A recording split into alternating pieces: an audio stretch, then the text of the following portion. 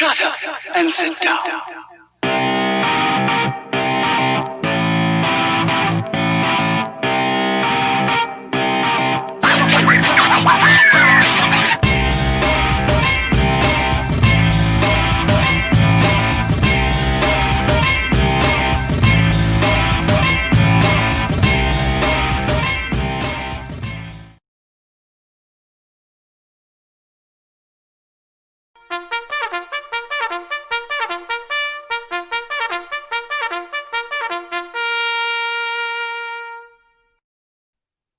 Hi.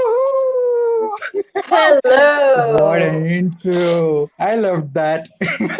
I love that. Wow. Man. Wait, Good job. wait. There's something else. Wait. Oh, Ah, That was you're really in good. space now. there we go. There we go. Finally, we are not anymore powered by StreamYard. And now, Look look at at that. that. We also have our own logo. You know what I always say? StreamYard ain't worth it. But I might take that It back. is. It is. Hello, everybody. Welcome Hi. to the 14th episode of your favorite show, The VoiceIt Show. And I'm Kanak, that's Funky El Medina, and Rebecca Patrese. And welcome, everybody. Oh, look at everybody in the chat. Hello, everyone. In the comment Hi. section, Adam, everybody, fantastic. Thank you guys, everybody, for tuning in. And if you haven't yet subscribed to our channel, please do. And today we are so excited, just like Yeah. you guys, because we have a very special guest today. Just like Funky would say, it's special because we have a special guest today. Our special guest is very special. Yeah. So, as you guys already know, today we have with us a humongous, a great personality named Acey Slade.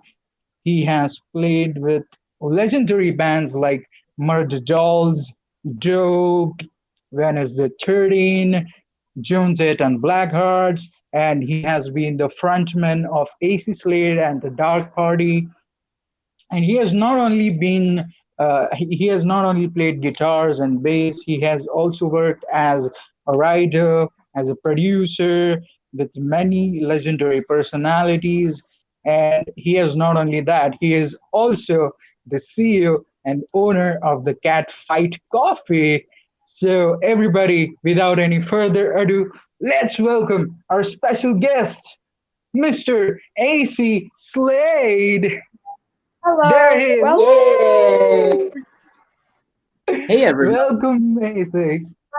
Welcome to the Voice It Show. How how's are everybody you? doing? Amazing. Fantastic. Excited. Very excited. Awesome. Great. Hey, I was wondering, Yes. how do you guys work this out with all of you being so scattered all over the place? Like, obviously, the time zones are like fucking all over the. Yeah. Oh, Well, man. it's complicated, Yeah. but it's not, it's easy for Yeah. us. We used to it. So yeah, Okay. we Our got it. passion is one thing that drives us, our passion. And secondly, our love for music. And Yes. we're always connected with each other through the chat. And moreover, you should really have a look at our screensaver because we have pretty much all the clocks on it, like Bosnian, Brazilian.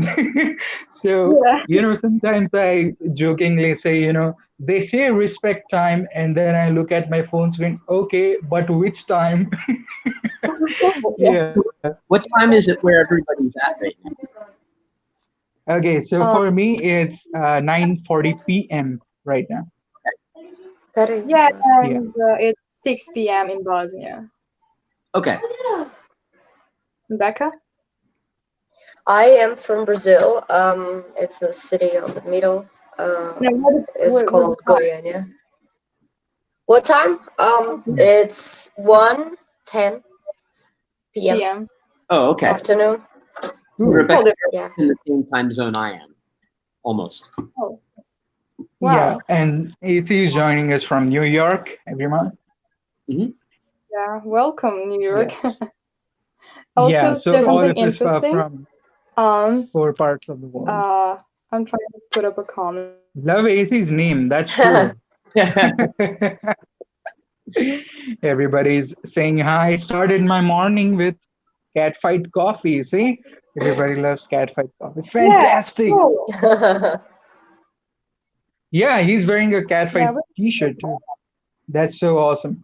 So AC, tell Yeah. us how has this year been, and how's the quarantine life treating you? Well, it's been a bizarre year.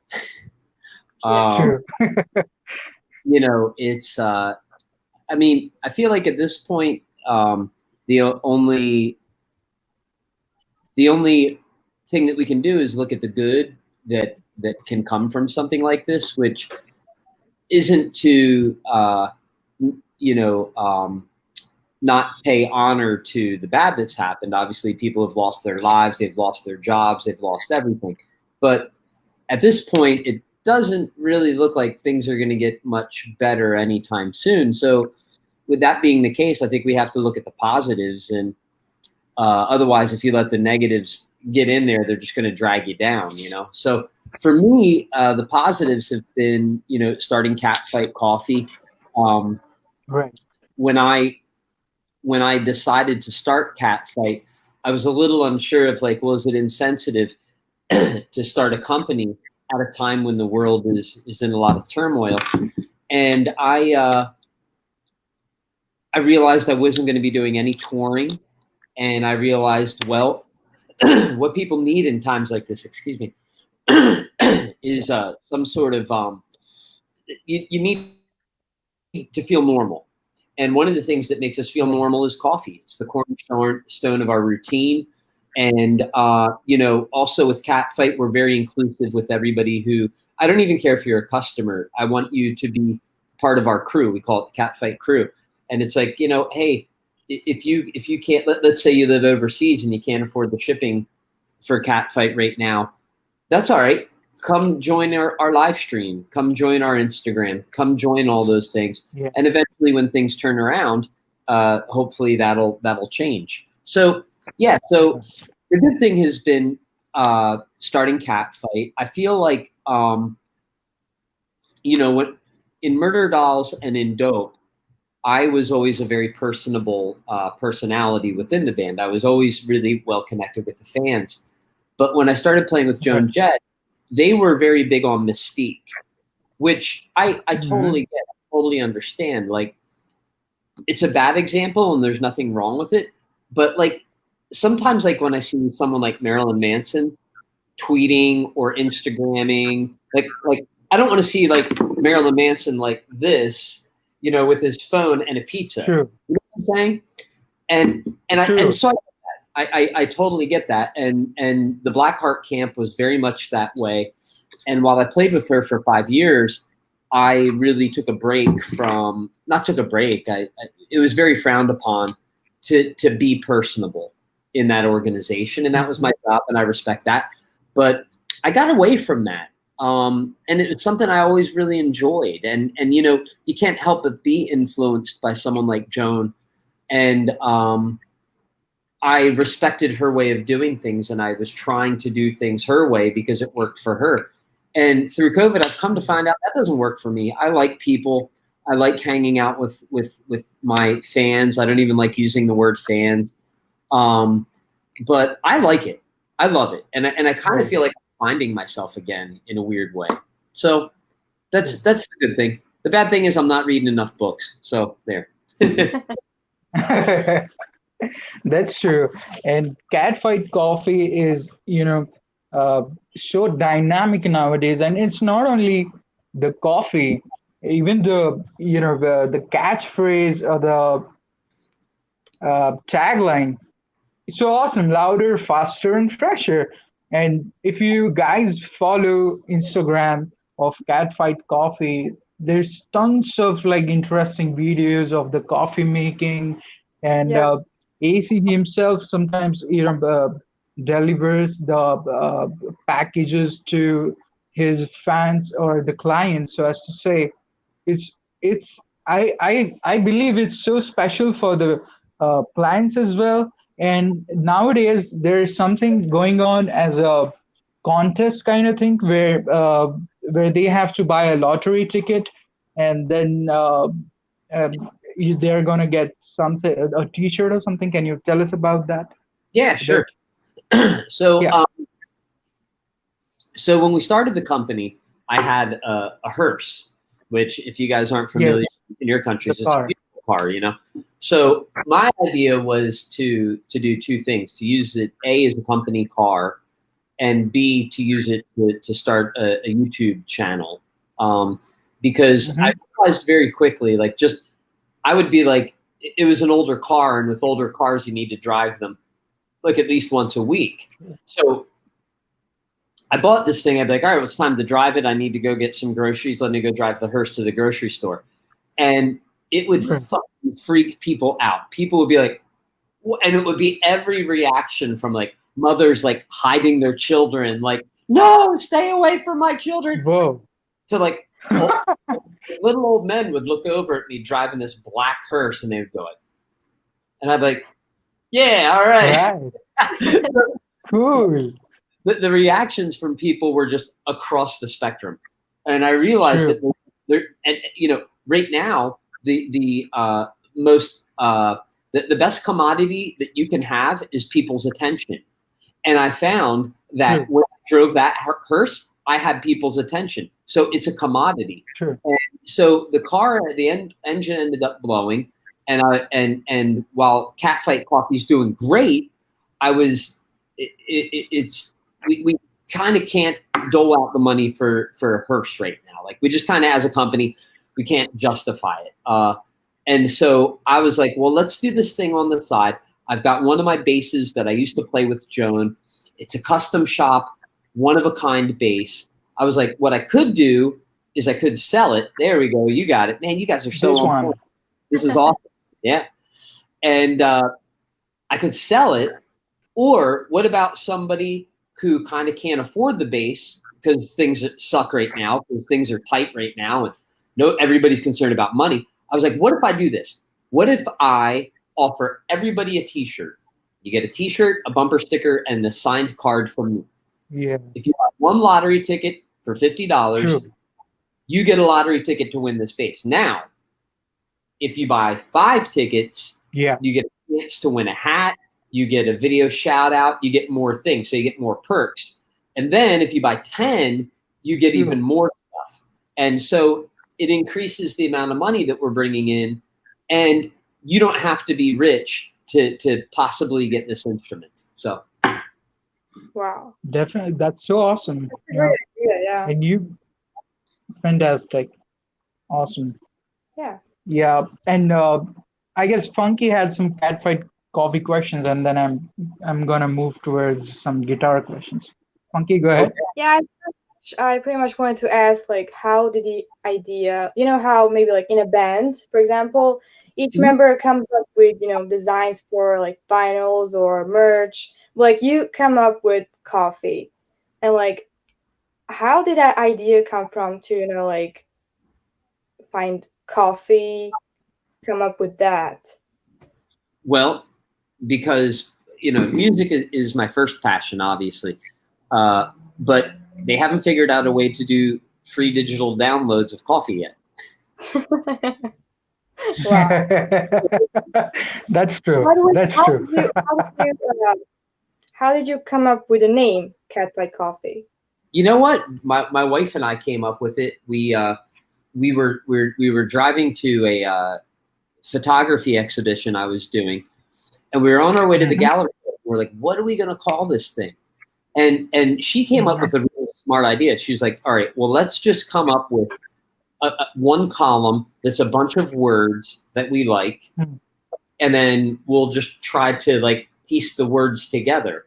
And it was so logical. Like, I was like, no, I gotta like listen to some I don't know, I need to read Nan Rice book, or I need to listen to some you know, songs from Bad Religion, and like, you know, she's like, no, just pick words that you like, and then we'll put them together. And Cat was obviously one of them. And as soon as we were going down the list, it was like Catfight. We just said it, and we're cat lovers, and cats are part of our life. And it was like, yes. There we go. Wow. Catfight Coffee. Fantastic. And I the love the name. logo is amazing. Just look at that. Incredible. It's punchy, you know. Awesome. Yeah, that's really good. So let me take you back to your childhood. Like, how did it begin? Like, what would you listen to in your childhood, and how did you shift to music? Oh, okay. Well, the one thing that I heard the most was my mom telling me to turn that music down. Oh. So that I heard the most. What's that? Normal. Right? Normal. It's exactly, you know. It happens sometimes. And so it's funny because even to this day, like if I'm out somewhere in public and I hear someone playing music loudly, and if it's music I don't like, and I have a reaction for a second where I'm like, turn that shit down. I'm like, don't do it, because that automatically makes you an old person. So don't say it. I'll think, but I won't do it. That's right. But yeah, you know, I started in the church choir. My mom and dad were supportive of music as long as it was music that they liked, like, you know, like adult contemporary music, church or shit like that. And you know, that's not what I wanted to do. And my older sister, she was into stuff like Judas Priest and Cheap Trick and the Rolling Stones. And you know, as I got older, I wasn't an athletic kid, and I still wanted to have a group of friends, you know, a social thing, and music was one of the ways that you could, you know, music brings people together.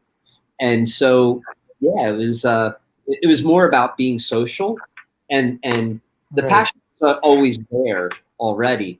But as far as rock and roll goes, it was like, oh, here's a group of people. They're all outsiders. They're all people that feel like they don't fit in. That's what I want to be. Yeah. True.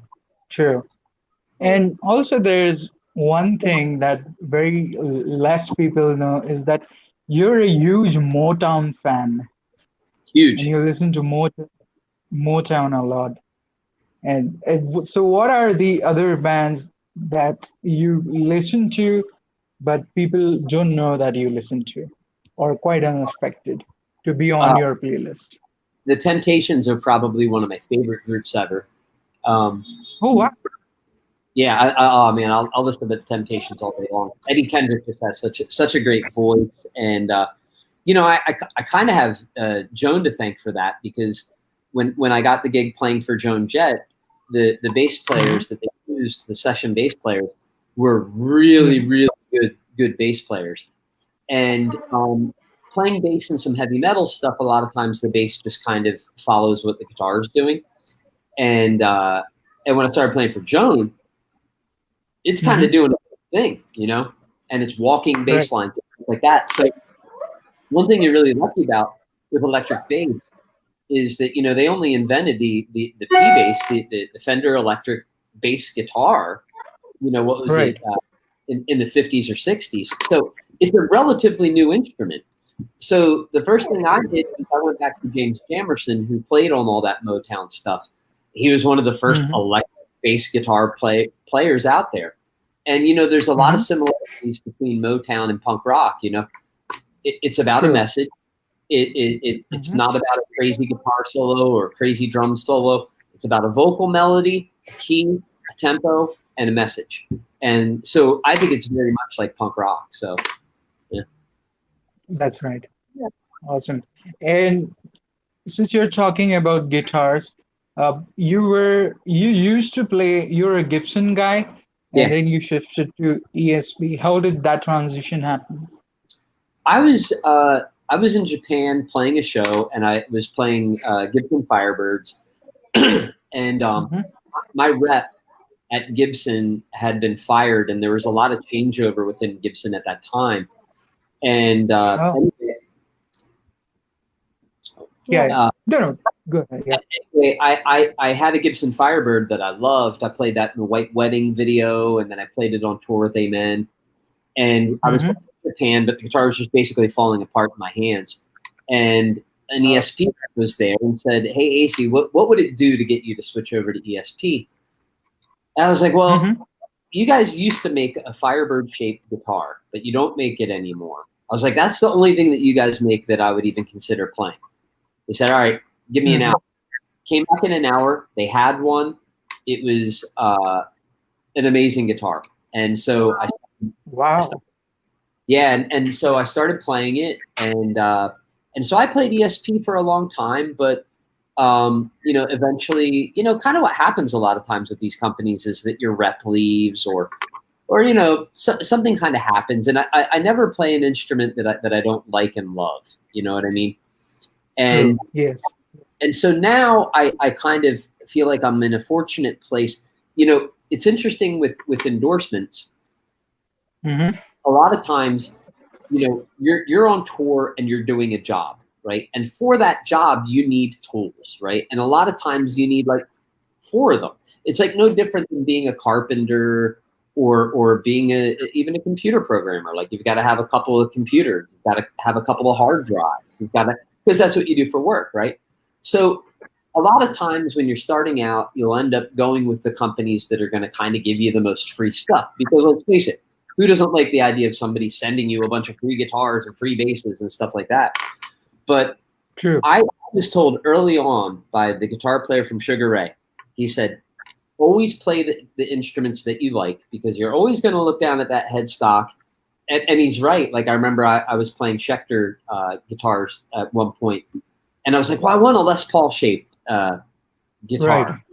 And I would always be like, well, it looks like kind of like a Les Paul, but it's not a Les Paul. And I look at the headstock and it doesn't say Gibson. And yeah, it's that shape. Exactly. It's not the same, you know? And so you know, ESP, I can't lie. Like I loved their guitars a lot. I really liked them. But it just ran its course. And fortunately, it ran its course at a time where Gibson has a whole new team behind them. And I'm not playing anything exclusively, but I'm playing a lot of Gibsons again. I'm playing called Marvin Guitars. They hand make my guitars for me. They're amazing guitars. I play Midas and I play Hagstrom. And in fact, if you want, I'll give you a glimpse into it. How's that? Cool. Wow, that would be so awesome. So that, let's see here. So that's my Midas bass. Wow. And my there's my Marvin guitar. Oh, wow. Gibson. Blackened. And then my Les Paul and my Hagstrom. And so that's how I play these days. That's so cool. Wow. Those are rad. Thank you so much. I'm just so I don't talk about it enough, but with Marvin Guitars right now, I'm doing a signature model. And if you what's really cool about it is that it comes in 4 colors, right? You pick the color. We don't put any pickups on the guitar until you place your order. So it's whatever it's whatever pickups you want. You can pick the fret wire. You can kind of change it to make it your own custom guitar. So they're all built by hand, and no guitars are built until you place your order. And then this way, like I know even with myself, a lot of times I'll get a guitar. I'm like, oh, this is awesome, but I got to change the pickups out. I got to change the tuning pegs. We get in front of that problem, because I always the fact that it was like, okay, well, now that I got it, I got to spend some more money after I already got it. And it's like, no, you don't have to worry about that with us. Like, tell us what you want. We're going to put it on it. It doesn't really affect the price very much. And it's a handmade guitar. Amazing. Exactly. And now that while we're at the guitars, I'm gonna slide you into talking about guitars and rig a little bit. So since we're talking about pickups, so what kind of pickups or what company pickups do you prefer? Seymour Duncan, or what's your pickup choice?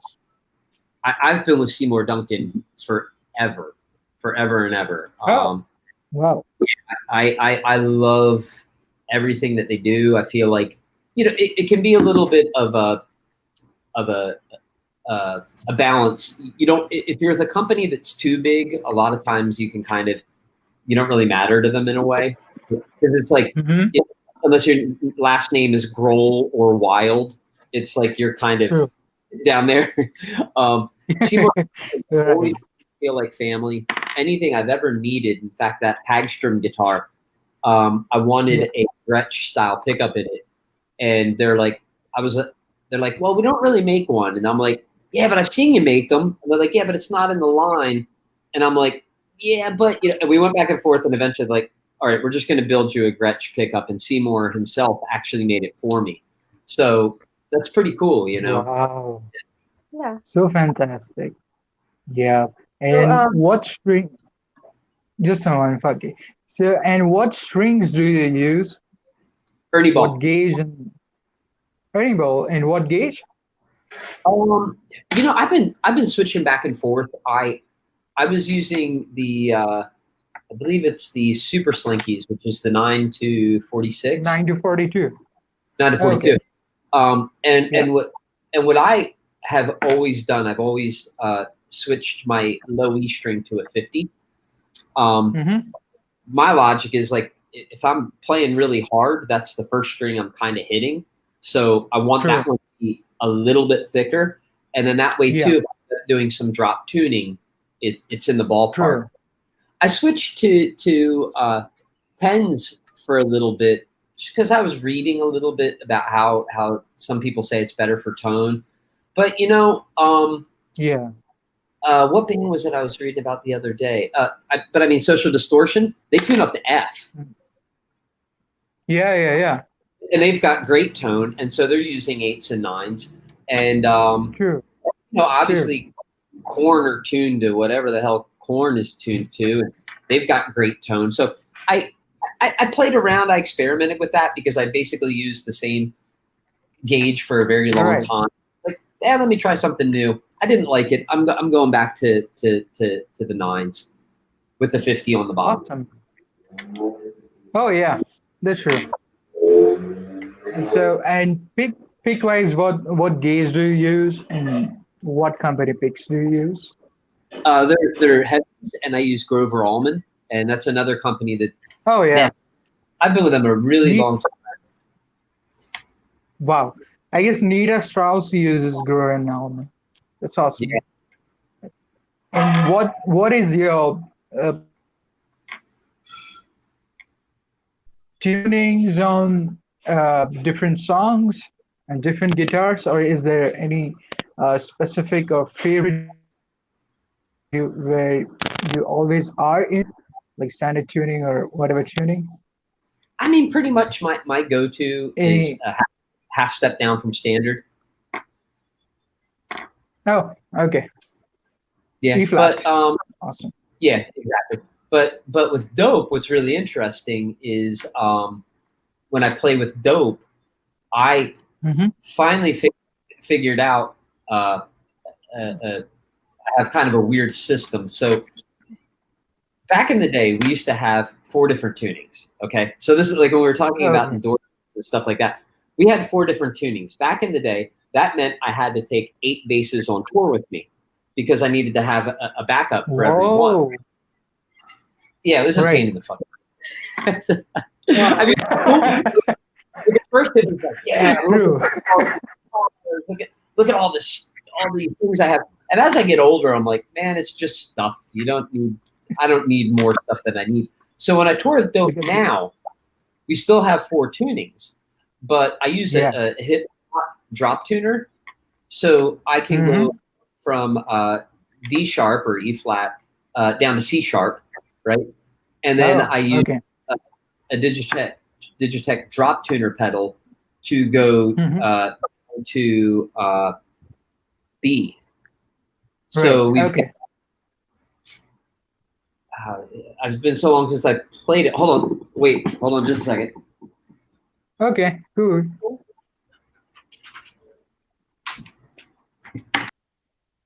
set list here. All right. So Whoa! yeah, so it's D sharp, Exclusive. Yes. D sharp, C sharp, B. Uh-huh. Yeah. Then I could cover all of those. And I can even go to F. Yeah. So my tuning on my bass is D sharp, G sharp, C sharp, F sharp. And then with the and then I can drop it down with the hip shot, and then with the also with the drop tuner pedal, I only have to have one bass the whole show. So that's fab. Wow. So awesome. It's cool. And now my last question with the guitars, because I know girls have some questions. So my question is, for 4 categories of people or 3 categories of people, basically, I want to ask you for advice. What advice you would like to give to first the beginners who are just starting to learn the guitar or are gonna pick up the instrument and are gonna learn the guitar? So what is your advice for the beginners? Just do it. Just dive in. I mean, I feel like my path is a little bit different in that, I think someone like Nita, for example, she very clearly early on wanted to be an amazing lead guitar player. But for me, I wanted to be more a songwriter, and also play some leads. But I never wanted to be Steve Vai or somebody like that. I wanted to be like Joe Strummer. I wanted to write songs. So I think it's as simple as just dive in, try as many different things as you think are going to work for you.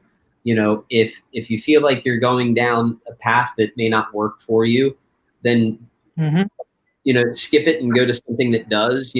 There's always that pressure to be like the best guitar player. Like you get that with guitar players a lot. Yeah. You kind of discouraged. Like, honestly, there's a million guitar players out there that can play better than I can, but my passion for the instrument, my passion for music and rock and roll has gotten me pretty far. So I would say just keep plugging away at it. I know that sounds vague, but it's like there's a million different ways to go about it. It's fine. Yeah. Awesome. Now, second category is the intermediate players who can play, but feel a bit, I need to do more. So intermediate level players, what's your advice for them? Well, intermediate, like, okay, so now you're starting to get a little more serious. Yeah. It's a little bit difficult giving advice at this time because things have changed from when I was younger, obviously. But I would say at this point you should figure out whether you want to be a hired gun or whether you want to do your own thing and be kind of the leader of the band. And there's nothing wrong with either of them. Again, using like Nita as an example, she very clearly is a great hired gun, which isn't to say she's not a great songwriter. I don't mean it that way. But, if you're in the studio and you need someone to lay down a ripping guitar solo and nail it really quickly, you can call Nita, you can call John, you can call one of those people. You know what I mean? And then let's look at the other side. Let's say you're in the studio and you're working on a song and you're like, I need help with the arrangement, or I need help with the melody, or I need help with it. You might call Nikki Sixx, and they both have their place, So I would say at that time, figure out which one you want to be, Which it could be so easy, like, I'm gonna call like Nick Sixx right now, like just to hang, like, that would be cool. Yeah. Yeah. And the third category is sometimes I feel, the category which sometimes, it's like they pick up the guitar tonight and start doing things and they expect tomorrow they're going to become Jimi Hendrix. The instant result category who wants to, see the instant results. which we know it's not gonna happen because even I play a bit of a guitar, obviously not saying great guitar player, but I know you need to put in the work. But Yeah. what advice you want to give them, the instant category people who want the results instantly? Well, I'm 48 years old, and I played Madison Square Garden last year. So that means it took me 47 years to get to Madison Square Garden. Know what I mean? So Yes, yeah, yes. you gotta be patient, man. It takes time, and that's a bit more of a career thing, and you're talking more about playing. I think one of the things that's great about punk rock and metal but more so punk rock is that it doesn't take a whole lot to figure out how to play Ramone's song or even Van Halen's "You Really Got Me." That was one of the first songs I learned, and as soon as I figured out that I could play a song, that really was a confidence builder for me. So I always suggest to people, if you have a teacher that sits down with a music book and is like, okay, let's dig right into scales and theory and all that stuff, ditch it, forget about it. I mean, unless you're the type of person that can learn that way. But for me, I would get discouraged really fast. And in fact, there's a guy who hit me up from Tehran. I forget if he's from Iraq or Tehran. And he hit me up and he's like, hey, I want to buy a guitar. Should I buy an acoustic or an electric? And I'm like, don't buy an acoustic. What bands do you like? He's like, well, I like the Murder Dolls. And I'm like, oh, how many Murder Doll songs are on an acoustic guitar? None. So you get that acoustic guitar and you're going to try and play, 1976 XX, and it's not going to sound the same. And you're like, well, it's kind of cool, but it's not the same. Get an electric guitar, get a real shitty amp, and make it loud. Yeah. Awesome. Fantastic. Well. So there we have it. It's so profound for me and as well as all the viewers. So thank you. And just before I go start asking questions, I'm a huge Steve Vai fan since you mentioned Steve Vai. Oh, cool. Yeah, he's great, Yeah. So yeah, go ahead, Funky and Becca. So you mentioned that someone asked, like, should I buy an acoustic guitar or an electric? Well, I asked the same thing. I asked Ken the same thing, and he said to buy an acoustic guitar. And I bought it, and I kind of like couldn't play the songs that I usually listen to. Like, I listened to Kiss, I listened to Alice Cooper, and I kind of like gave up on guitar. Like, I'm either gonna sell it or I'm gonna buy something else, like bass or something. Yeah. So I think like you answered my question a couple of minutes ago. Like, I heard somewhere that you like mentioned that you first wanted to become a singer, a songwriter, rather than a guitarist. And how did that transition happen? How did you feel about it? Like, you first wanted to, become a singer, a songwriter, and then bam, you become a guitarist, you play the bass. How? Part of it was luck. Part of it was ambition. Part of it was necessity. I grew up in a small town where there weren't a lot of musicians. So when I started writing my own songs and we couldn't find a bass player, I'd pick up the bass. We couldn't find a guitar player and play guitar. So it was that way a little bit. But then, after trying to do my own thing for a long time and got a record deal and they asked me to join, they needed a bass player. So it was like, all right, cool. I can do that. And then when we started working on the second record, I started coming up with a lot of the guitar parts. And so I guess it still always comes down to that songwriting and wanting to play along to records and play along to albums and stuff like that. So it still kind of comes down to that. I never had that aspiration of like, I'm going to be the world's best singer, or I'm going to be the world's best guitar player. I'm going to be the world's best bass player. It was all about, I want to be in the coolest band. Mm-hmm. Yeah. Cool. Very cool. I also kind of want to form a band. So let me just, go to the point. So all three of us here, the hosts, we're musicians, a sort of. Like Cam plays the guitar, as you already know. Becca and I actually sing, and I gave up on guitar. And I wanted to ask, like, do you have any advice on, you know, beginners, like when it comes to singing, a singing career? Like, how do any tips on singing or to promote yourself, get out there or something like that? Yeah, I mean, promoting yourself, boy, it's so funny how fast things change. If you had asked me this question 2 years ago, I would have said, like right now, you can make a really good recording for not a lot of money. And so a couple of years ago, I said, okay, like it's affordable to make an awesome video now. It's affordable to make an awesome recording now. It's affordable to do a really good photo shoot. So all the tools that you need to make your product, because your band is a product, like make no mistake about it. It is absolutely a product.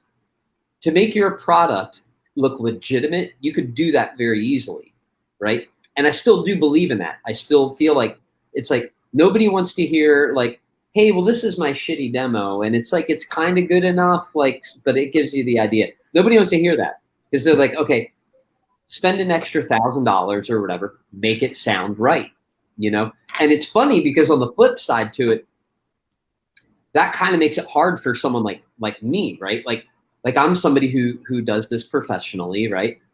But you could be like let's say, let's just say you're an English teacher and you like playing guitar and you have some extra money, right? You could make a really good recording with a really good video and a really good photo shoot that kind of almost competes with what I do, even though he's not as serious. You know what I mean? So now the pool is very full. So I think that when it comes to the product of your group, of your band, or even if it's just you, the core product, I still believe, has to sound amazing. You have to have a video that looks really good, and you have to have a photo shoot that looks really good. Now, under that, everything is about content now. Everything is about how much you can put out there, whether it's on TikTok or Instagram or Facebook or whatever. You need to constantly, daily, put new content out there. Yeah. Now, that doesn't mean it needs to be like for me personally, I guess, we're all rock and roll people here. Like that doesn't mean that you should necessarily put up a demo that you just recorded in GarageBand, I don't think. But, you can sit there with your guitar and be like, yeah, I'm kind of working on this chord progression. I don't know if it's very good, but I guess it's weird. It's like people want to see your process. They want a window inside your creative process. And you should do that daily. But as far as your final product, though, that end game, I think it should be perfect. Or as perfect as you can make it, Wow. Yeah. True. Thank you. Thank you for answering. Yeah. So we have an addition to the show. It's called Funky Q&A. And before we go to that, I want to ask Becca if she has any questions. Yes, I actually do. But before I do the questions, I just wanted to share something with you because, we both have something in common. Yeah. No hair here. Yeah. Awesome. But yeah, I've seen that you've played with Joan Jett, and I'm really a huge fan. She's amazing. And first of all, how did you met her? Like, how did you started playing with her? How was it for you? How did you feel about it? Like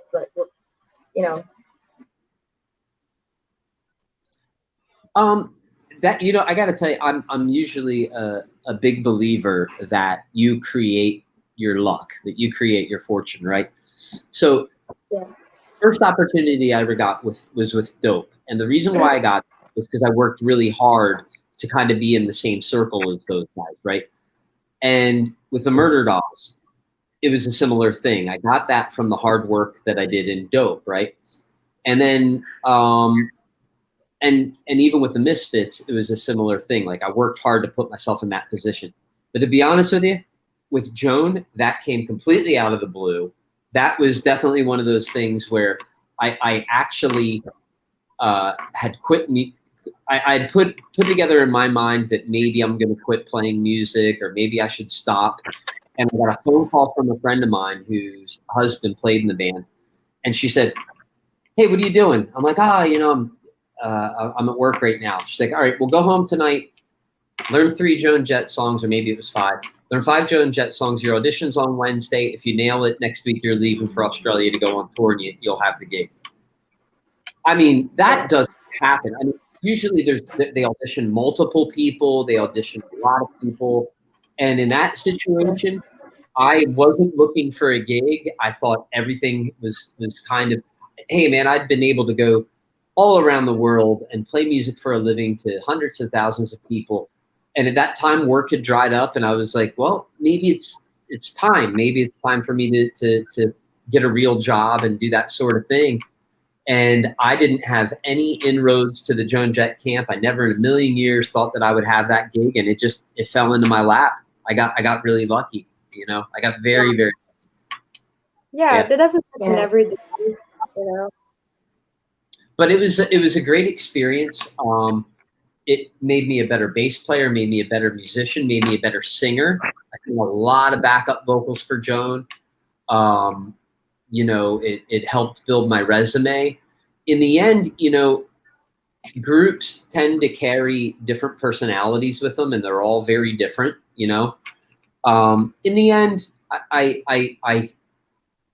don't know that it's a band I would ever want to play in again. I mean, I probably would, but it's a difficult situation. It is all about Joan. It's not a band. It's Joan as a solo artist, respectfully. And so if I ever got it all to go play for Pink or I don't know, somebody like that, I would kind of know my place now. But learning where my place was a little difficult. Yeah. Awesome. Yeah. That's cool. I think for sure. And did it change you going to the band, making part of the band, and having this friendship with her, playing with her? Did it change you on stage and off stage? And also, how did it influence you? Is she like the way that we see off stage, the way she is on stage, or she's different, or she's shy, or yeah, she's the real deal. She's kind of tough and opinionated, and whatever you think about Joan Jett, it's probably true. You know what I mean? She doesn't fake it. That's for sure. On stage, they wanted somebody to kind of stand in the back and just sort of stand there. And I guess that's kind of what I'm getting at is like, that's not me. And also as far as like being more social and reaching out and hanging out with people, I love that. I love doing that. I love hanging out.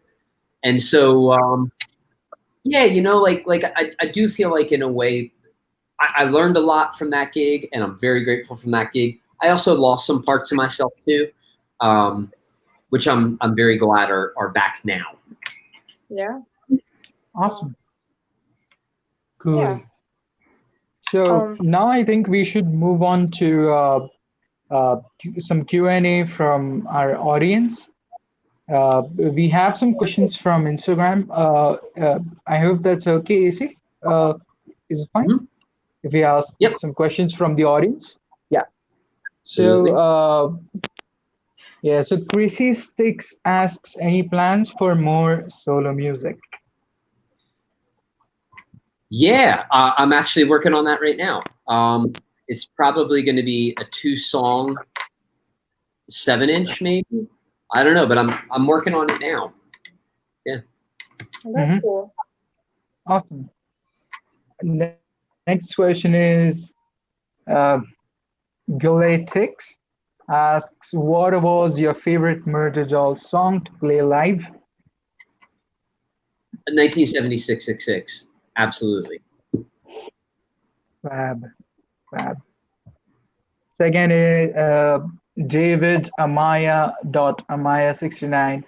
He asks, would you like to go for another Murder Dolls run? Oh, absolutely. You know, the 20th anniversary of the album is in 2 years, which isn't that far away, especially considering we lost this whole year of touring. So Right. who knows what will happen?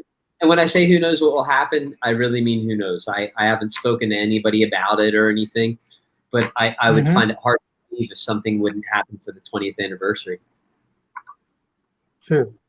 And one last question, that is, Grayson Krapowicki asks, what is your favorite song of Felons and Revolutionaries as the debut album of Dope? Yeah.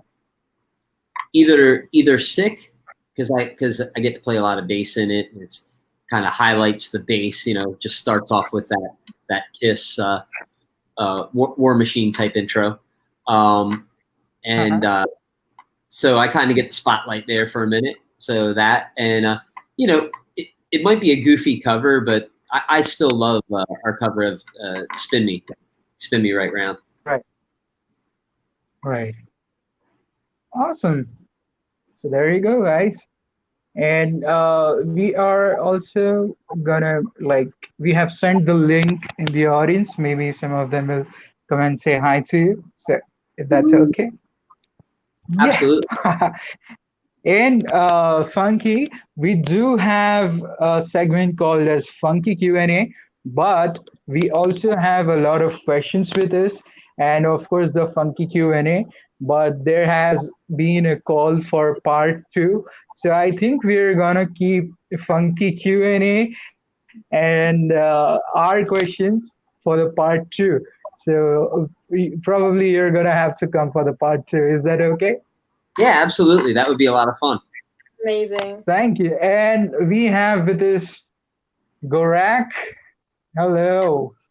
Hello, Hey. Adam. There you go. Hey, Acey, how you doing? I'm fantastic. How are you? Nice to finally meet you. Right? I know, we've been messaging a lot lately, haven't we? We have. Yeah, because I'm a big supporter of your coffee, as you know. Yes. And I've been spending all my money on that. Well, thank you. It's you worth so much. Yeah. it, right? And I should actually say thank you for introducing me to Death Comes Lifting too. Ah, cool. Because I remember, because you commented on one of my videos. And yeah, Zach and I are really close now, so. That's great. You know, it's funny how again, you know, I like to, I don't know, like one of the things that, like I said, that I'm really I don't want to say enjoying, but yeah, I'll say enjoying about this quarantine is just, I feel like I have so many more friends now and so many more people I know. And, you know, some days you wake up and this quarantine, this whole work, like everything that's going on in the world right now, it's very easy to wake up and be in a shit fucking mood. It's really easy. And I feel so lucky to have everybody that's interested in anything that I do. Like, I'm leaning heavily on all my fans right now, because every time like I reach out or you and I text or whatever, and I don't have time to do it all the time or give long answers all the time. Every time I do that, I feel better afterwards. I'm going to feel 100% better after this interview. And I feel really great when I try to, if I see somebody doing something like working out and they're working hard, like, hey, keep going, you know, that takes me 2 seconds. And I know it makes that other person feel good. So I don't know where I'm going with all that, but, you know, I'm glad that I've gotten to know you and the Death Comes Lifting crew. And, you know. They're great. They're great. I've actually spoken to Zach a couple of months ago when we were in lockdown in Australia. And we've been organizing it for a while, but it was hard because of the time difference. Sure. And then we ended up chatting for like an hour and 20 minutes, and we talked a lot about you. And I said to him, like, dude, you got to get Acey on your podcast, bro. I can't believe he hasn't asked me yet. I'm just waiting for him to. Oh my God. Zach, Oh, what are you doing? and I'm gonna say yes. I'm just kind of playing this cat and mouse game with him. I'm like, well, okay, when's Zach gonna ask? Because I know he's gonna ask, and I know I'm gonna say yes. But I'm just like wait, you know? Yeah, well, and Zach is probably watching this right now. Hope so. Yeah, Zach is watching this probably. You know. Definitely. Like I'm just trying to pretend like I'm like the cute chick at the bar that like knows that like some dude's gonna come up and talk to him, and she's just like playing it cool, you know? Yeah. No, he's really cool, and I said to him like, bro, you better get him on, man. Him and Wednesday 13. Oh yeah, that's fantastic. And while Adam, you're here, Adam is one of our patrons of the Patreon, and we'd really like to thank all of the patrons, Adam Yu and Amy Parody, Joanne Levitan, Gloria Salinas, Chris Vickery, who is watching us right now, and Shelly O'Neill, Eddie Jett. You guys are fantastic. Big shout out to you. Thank you so much for supporting the VoiceIt show. And you guys have been an amazing support, and thank you for going that extra mile for us and thank you all supporting us all the way. Thank you so much. And there you go. Adam, thank you. Yeah. And yeah. So anyways, Adam, yeah, you have anything else to say? You're running a Patreon page too, Acey? Soon. Yeah, he is gonna make soon, I guess. Yeah. Do you guys want a glimpse into what I'm planning to do? Yeah. Yeah. Check this out, please. So, yeah, sure. Go ahead. One thing I plan on doing once I get this thing up and running. So check this out. What I have been doing is compiling this list right here. And I know I'm doing this on a laptop, but so check this out, right? I don't know if you can see that. But this list right here is a list of things that I have done in chronological order by month, right? Wow. So let's see. Right now, this is September. Okay. So like, let's just say, if we do, when we do the Patreon, what I'll do is, if you get the higher access level stuff, we'll sit and we'll talk. And this week, which let's just say it's the 9th through actually, I don't even have it September in order yet. But so September 9th, I played the UK for the first time with the Murder Dolls in 2002. And then also on September 4th, it was the first Misfits Riot Fest show. The 7th, we played in Denver. And then on the 13th, I played London for the first time. And what I plan on doing is going through all those things that I did that week in Acey Slade history. We call it like the Acey archives. And we'll just talk about those things and talk about what it was like what my memories of playing Glasgow for the first time, or first time going to Australia. So whatever happened in my archives that week, we'll talk about just those specific things. And obviously, I'm working on my Murder Dolls book right now, and so there will be a lot of stories regarding that. So yeah, I think it's going to be cool. I resisted it for a long time because, again, I was really influenced by that Joan Jett school of thought of having mystique and never letting people see too much behind the scenes. And I think if you're Joan Jett, I think if you are a legacy artist, that works. But I'm not Joan Jett, and I'm not a legacy artist. And these things can be really fun, and they can be really cool. And people who are a part of it can get a lot out of it. Because, like, trust me, all the stories that I've got regarding, I mean, that's 1 week in my life. I mean, it didn't happen in that week, but you know what I'm saying? God, that's a million things to talk about, Yeah. And Acey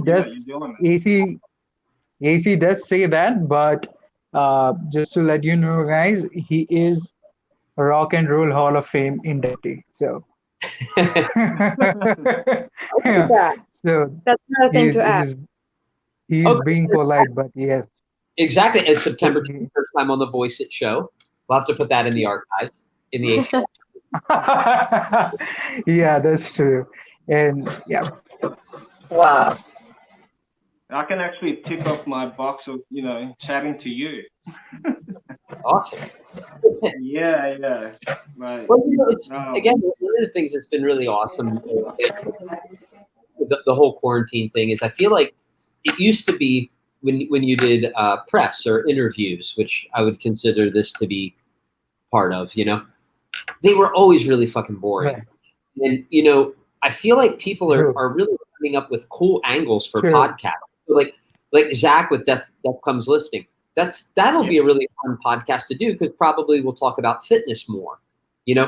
And I did one the other day that was called Only in New York, where you talk about like your experiences in New York.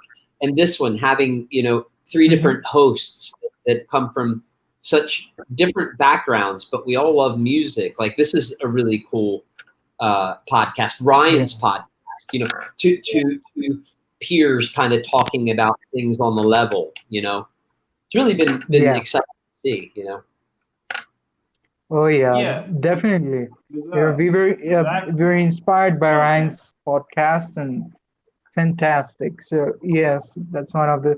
But since you're in New York, we haven't yet heard once the siren. Woo! Otherwise, otherwise New York and the sirens. It's anyways. So hey, Adam, thank you for joining us, man. It was pleasure to have you as well. And I'm I'm gonna give you the hook right now. and see you, man. Alrighty, Adam is gone, and so guys, thank you so much, everybody, for joining us and tuning in. AC, first of all, thank you for coming on our show, and we are definitely gonna meet you on part 2, because we do have a lot of questions, and funky Q&A is yet pending. So we'd love to, and by the time maybe you even have your Patreon on. What was that? Okay, cool. It was my sister. Okay, cool. So by the time you even have your Patreon on, I guess. So it would be fun to see you on our show once again. And Funky, yes, go ahead. Yeah, AC, thank you so much for joining us today. It was really fun and we enjoyed it. And the second you became our guest, the show became your show, which means that you're welcome anytime, like anytime you feel like being on a show, come here and we'll talk about a lot of things. And yeah, thank you Yeah. all for watching and supporting us. We really appreciate everything you guys do. And as always, see you next time. Ciao for now. All Ciao right. for Ciao for now. now. And thank you, AC, and keep rocking. See you guys next time.